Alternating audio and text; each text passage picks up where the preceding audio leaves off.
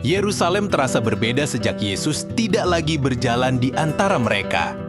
Jalan-jalan batu yang biasanya ramai kini dipenuhi bisikan ketakutan. Para pengikut Yesus bersembunyi. Sebagian masih takut ditangkap. Sebagian lagi masih belum mengerti mengapa sang guru harus pergi. Namun ada satu hal yang lebih mengganggu daripada semuanya. Satu kursi kosong. Kursi itu dahulu ditempati Yudas Iskariot, murid yang pernah makan bersama Yesus, murid yang pernah melihat mujizat, murid yang pernah dipercaya memegang uang pelayanan, tetapi juga murid yang menjual gurunya sendiri. Malam itu, orang-orang berkumpul di sebuah ruangan di Yerusalem. Lampu minyak menyala redup. Wajah-wajah mereka dipenuhi kecemasan. Di tengah keheningan itu, Petrus berdiri. Saudara-saudara, apa yang terjadi pada Yudas sudah dinubuatkan dalam kitab suci. Semua orang terdiam. Nama Yudas terasa seperti luka yang belum sembuh. Beberapa orang menundukkan kepala saat Petrus mulai mengingat kembali pengkhianatan itu. Tentang malam di Taman Getsemani, tentang ciuman pengkhianatan, tentang 30 keping perak, dan tentang akhir hidup Yudas yang mengerikan. Konon, tanah yang dibelinya dengan uang darah itu kemudian dikenal sebagai Hakaldama, tanah darah.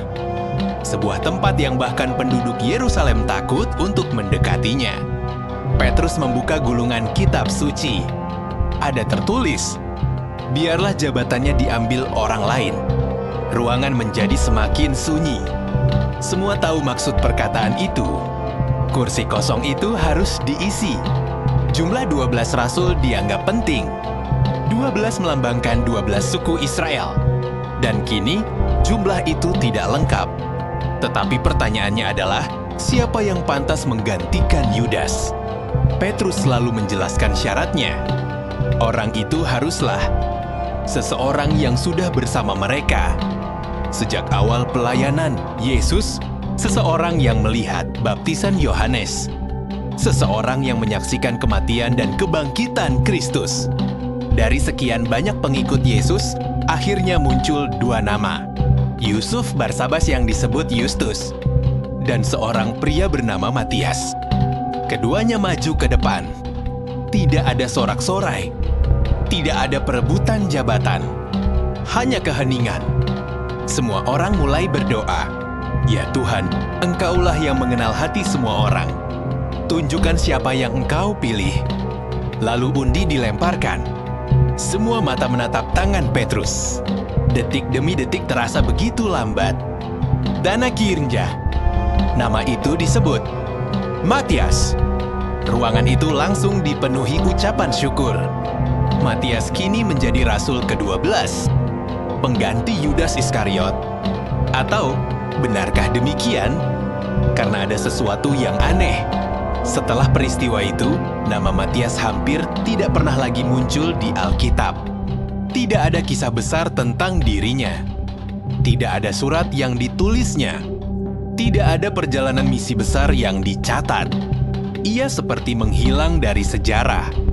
Namun beberapa waktu kemudian, muncul seorang pria lain. Namanya Saulus.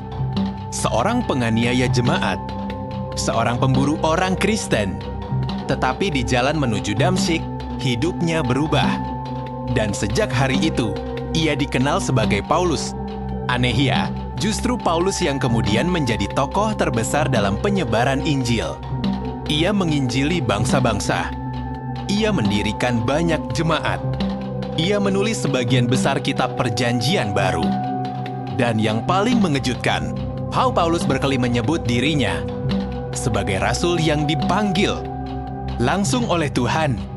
Hal inilah yang membuat banyak orang mulai bertanya, apakah Matias benar pilihan Tuhan?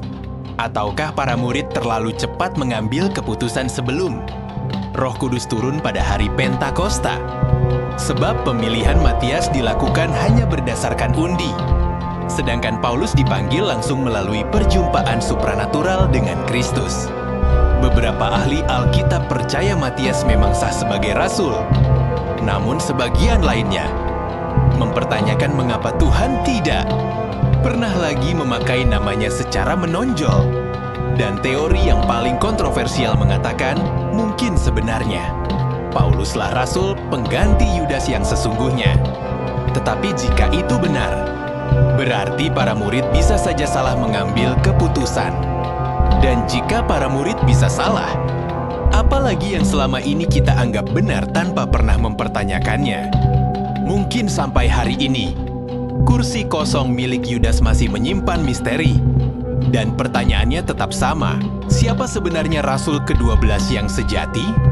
Matias, Paulus, atau ada nama lain yang tidak pernah tercatat dalam sejarah?